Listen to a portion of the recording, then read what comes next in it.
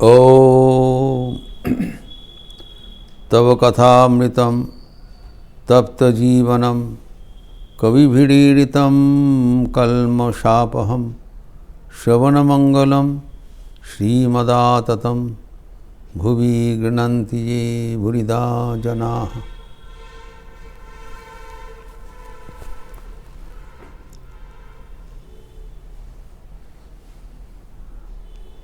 भगवान श्री रामकृष्ण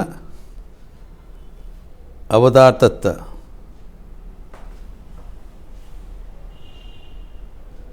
को आखिर बात बोल रहे हैं। तर्क वितर्क हो गया, अभी निजी भक्तगण को समझाते हैं।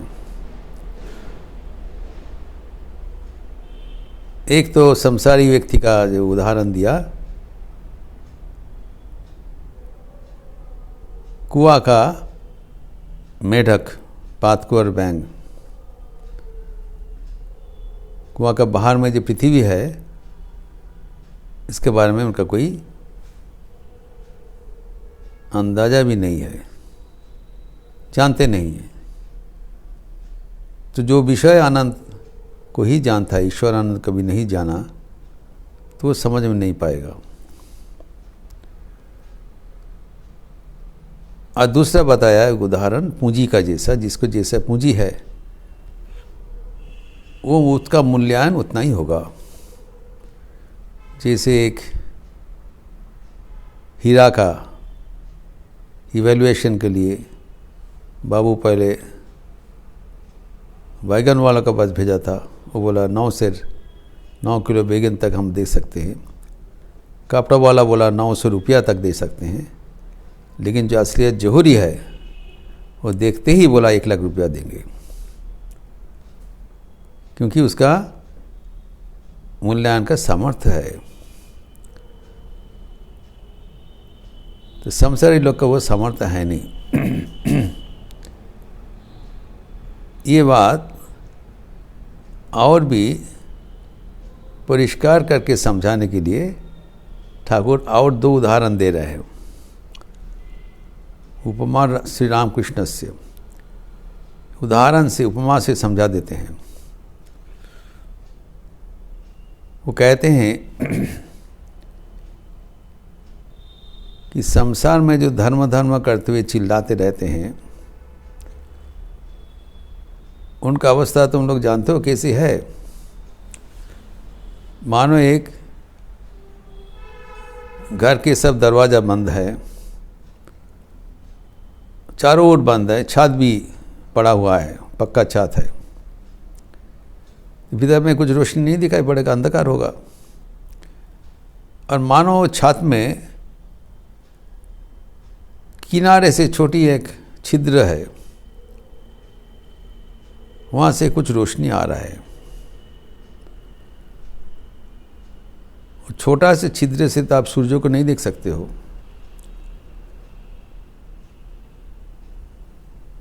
तो जो संसारी व्यक्ति है वो इसी बंद कमरे के भीतर पड़े हुए हैं। इसी भी बताइए, यहाँ पर बंद कमरे में बंदी का जीवन यापन करते हैं। वो छात क्या है, परिष्कार बताया, वो कामिनी कांचन ही उसका छात है। कामिनी कांचन का आवरण में रहते हैं। तो छात जैसे सूरज का किरण वो प्रवेश में प्रतिबंधक है, वैसे ही ईश्वर को दर्शन करने के लिए प्रतिबंधकता है कामिनी कांचन में आसक्ति। जब तक रहेगा तब तक ईश्वर दर्शन होना संभव नहीं है। छात है और कहते हैं कि छात उठा दिया जाए तब सूर्य आलोक तत्काल आ जाएगा, छात रहते हुए नहीं होगा।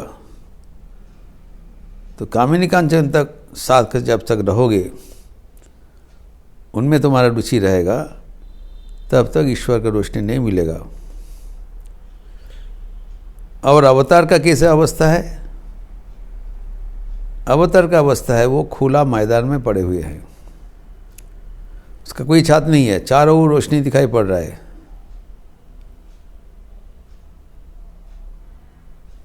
तो उनका जो ज्ञान सदा उद्दीपित है, कोई प्रतिबंधक नहीं है।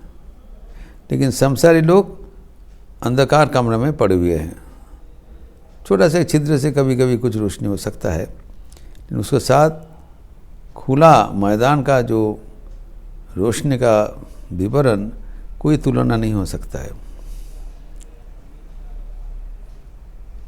और एक दूसरा उदाहरण दे रहे हैं। मान लो एक 4 दीवार है, is a wall, big wall, और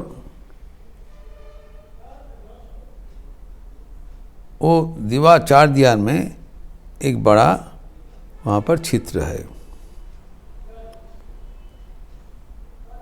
बड़ा है। तो वो छिद्र से एक व्यक्ति भीतर में भी देख रहे हैं, बाहर में भी देख रहे हैं, इधर उधर दोनों दिखाई पड़ रहा है। এটা ছাতের উদাহরণ, একটা পাঁচিলের উদাহরণ। तो जो दीवार है मोटा दीवार है, लेकिन दीवार अगर पूरा बंद रहेगा तो इधर उधर दिखा नहीं जाएगा। लेकिन बीच में एक बड़ा फोकर है, एक बड़ा गड्ढा है, गर्त है। तो अवतार आदि वैसी दीवार का इधर उधर देखते गर्त में उन्होंने ये बना लिया।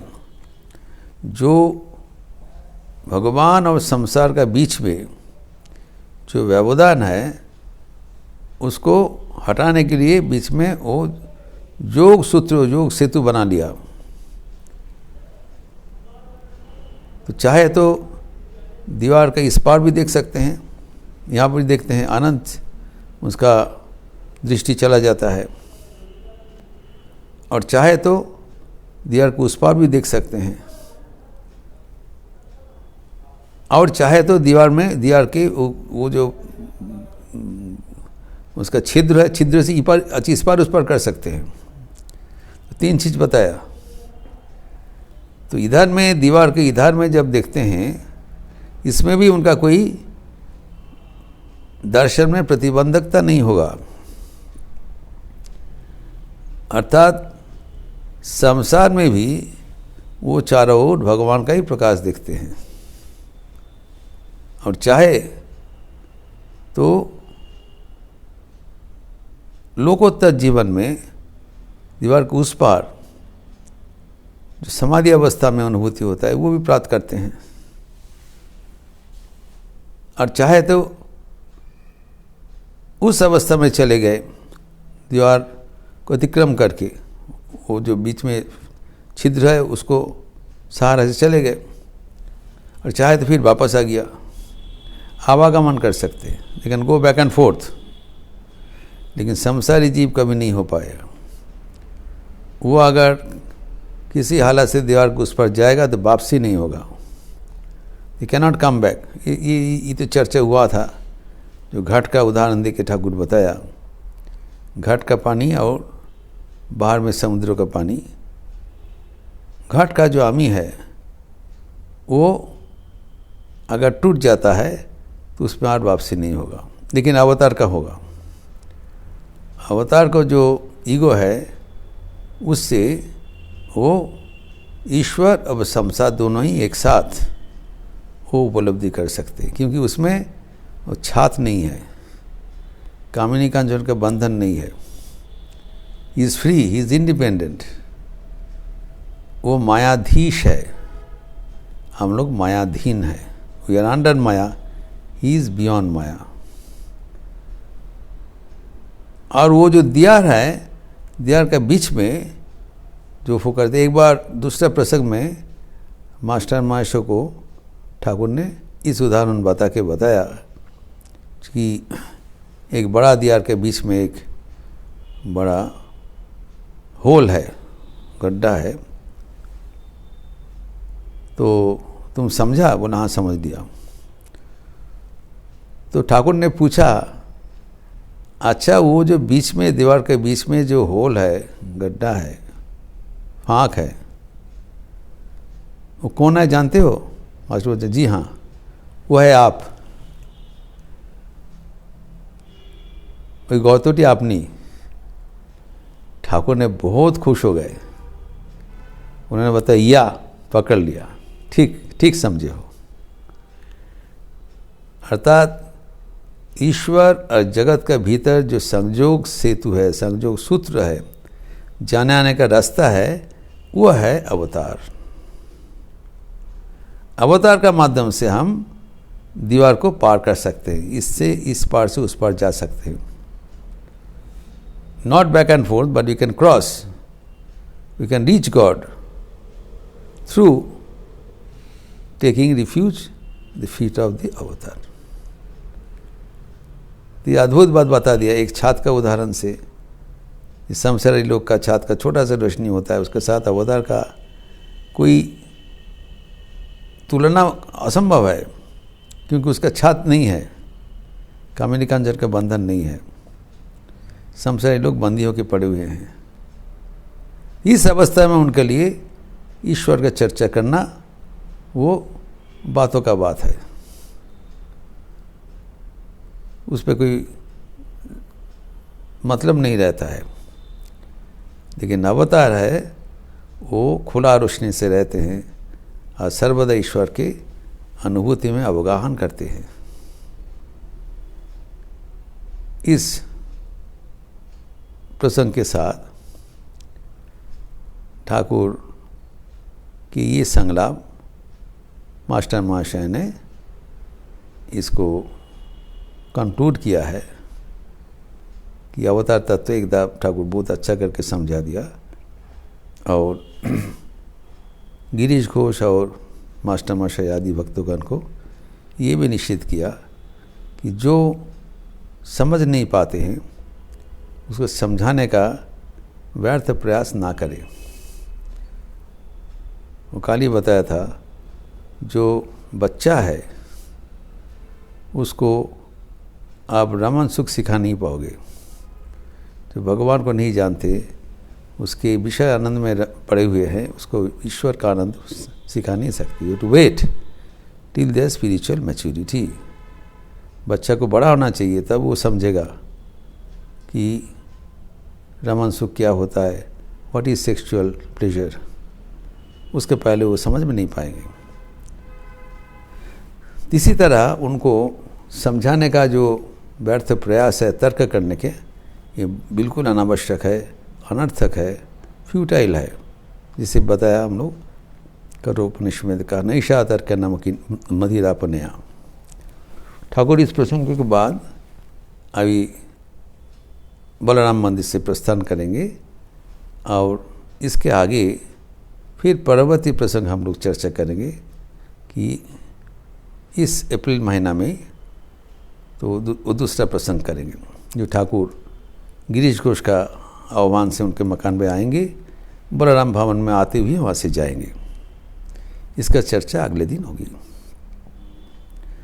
ओम शांति शांति शांति। हरि ओम तत्सत। श्री राम कृष्णार्पणमस्तु। आज मंगलवार के अवसर है। संध्या आरती के उपरांत परंपरा के अनुसार हनुमान चालीसा सब मिलकर करेंगे, लिपि भी दे देंगे। आप लोग स्वागत है। अच्छे रहिए, स्वस्थ रहिए, आनंद में रहिए। नमस्कार।